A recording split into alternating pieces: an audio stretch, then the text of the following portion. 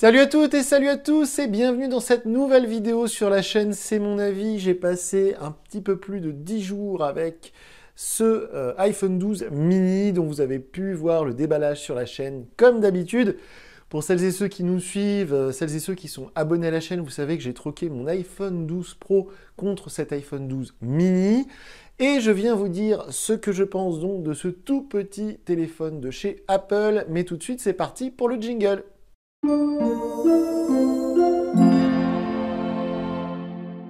Alors cette vidéo, ce sera pas comme d'habitude, je vais pas vous faire la liste des plus et des moins, des défauts et des avantages que j'ai trouvé à ce téléphone.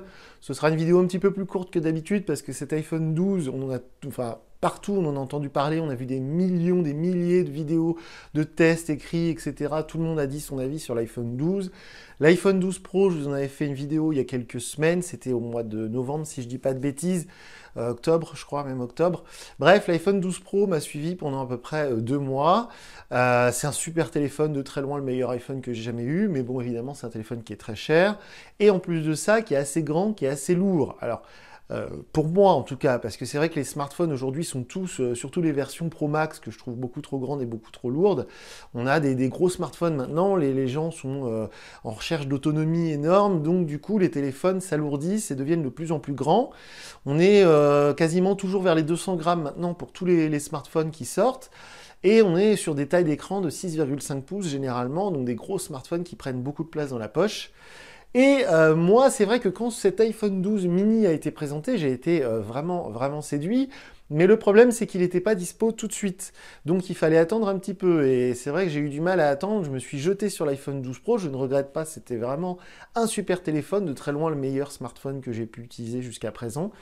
Et quand j'ai eu la possibilité au mois de novembre d'aller voir cet iPhone 12 mini en magasin, le format m'a vraiment séduit parce qu'il m'a beaucoup rappelé le format de l'iPhone 5S que j'avais adoré et de l'iPhone 6, le même format qui a été utilisé par Apple pour l'iPhone 6, l'iPhone 7, l'iPhone 8, l'iPhone SE 2020. Et donc on s'en rapproche un petit peu avec cet iPhone 12 mini. L'inconvénient d'un petit format comme celui-ci, c'est évidemment l'autonomie, parce que qui dit petit châssis dit petite batterie. Donc en milliampères, Apple ne communique pas sur la quantité en milliampères de ses batteries, mais d'après tout ce qu'on peut lire à gauche et à droite, on pense que dans un iPhone 12 normal, on est à 3000 ou 4000 mAh grand max, et dans un iPhone 12 mini comme celui-ci, on doit être autour de 2000 mAh, peut-être 2500. Donc c'est vraiment pas gros, c'est-à-dire que pour comparer avec les smartphones milieu de gamme, aujourd'hui les Xiaomi Redmi Note 9, ce genre d'appareil, on est sur des batteries de 4000 ou 5000 mAh. Ça permet de tenir généralement 2 jours sur une charge de batterie, avec un usage normal. Là, sur cet iPhone 12 mini, autant sur l'iPhone 12 Pro, je tenais 2 jours sur une charge, il n'y avait pas de problème. L'autonomie était vraiment bonne, excellente, la meilleure autonomie que j'ai eue sur un iPhone. Peut-être à égalité avec l'iPhone 11 que j'avais eu aussi, qui avait une autonomie énorme, mais qui était beaucoup trop gros et beaucoup trop lourd pour moi, l'iPhone 11. Bref, et cet iPhone 12 mini, l'interrogation principale que j'avais, c'était donc sur l'autonomie, parce qu'il partage tous les composants avec l'iPhone 12. Donc le même processeur, la même mémoire vive, tout est identique. Donc c'est les mêmes performances que l'iPhone 12. C'est le même écran AMOLED, etc. Tout est identique, il est juste un tout petit peu plus petit. Et donc la batterie est un petit peu plus petite. L'écran évidemment, mais ça, je veux dire, c'est même pas la peine de le faire remarquer. Alors l'écran plus petit, pour ma part, ça ne me gêne pas. Moi, c'est vraiment un format que j'adore. Je suis pas quelqu'un qui joue sur mon téléphone. Je suis pas quelqu'un qui regarde de la vidéo sur mon smartphone. Donc l'écran plus petit, ça me gêne pas. Par contre, au niveau de l'autonomie, ça peut me gêner dans le sens où je me déplace beaucoup en voiture. Et donc l'iPhone 12 Pro, quand je faisais de la navigation voiture, j'étais certain que sur une journée entière, il n'allait pas me lâcher. J'allais pas arriver à court de batterie en faisant de la navigation avec l'iPhone 12 Pro. Ça m'est jamais arrivé. Et au contraire, souvent, il me restait au moins 30-40% de batterie en arrivant le soir chez moi. Donc aucun problème. Cet iPhone 12 mini, la seule interrogation que j'avais en l'échangeant contre mon iPhone 12 Pro, c'était surtout donc sur l'autonomie.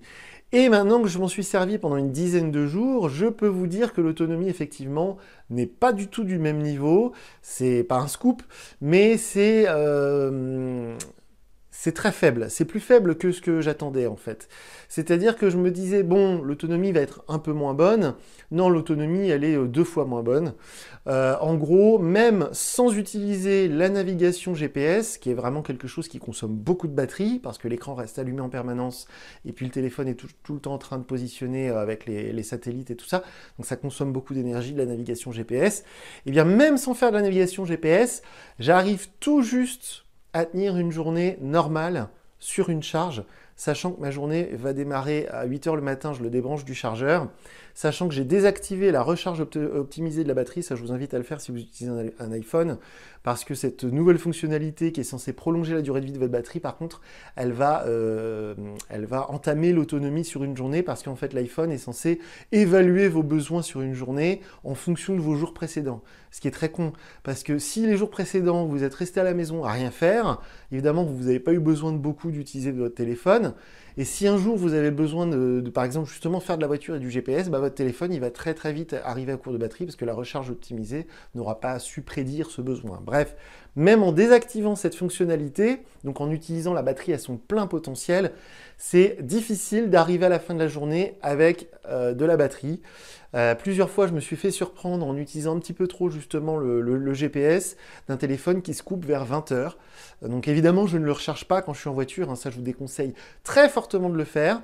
Si vous utilisez votre smartphone dans la voiture, ne le rechargez pas en même temps, c'est un coup à fusiller votre batterie en moins d'1 an. Il ne faut jamais utiliser son smartphone quand la batterie est en charge, parce qu'en fait, l'ennemi de la batterie, c'est la chaleur. Quand vous le chargez, la batterie chauffe, et si vous l'utilisez en même temps, la batterie chauffe 2 fois plus. Donc ne jamais faire ça. Et donc du coup, en utilisant le téléphone normalement, sans GPS, je tiens tout juste une journée, c'est-à-dire que vers 22 h, généralement, la petite batterie en haut, là, le petit indicateur devient rouge. Donc ça veut dire que du coup, je suis en dessous de 20%. Et là aussi où j'ai été surpris, c'est qu'en dessous de 20%, les pourcents disparaissent très vite.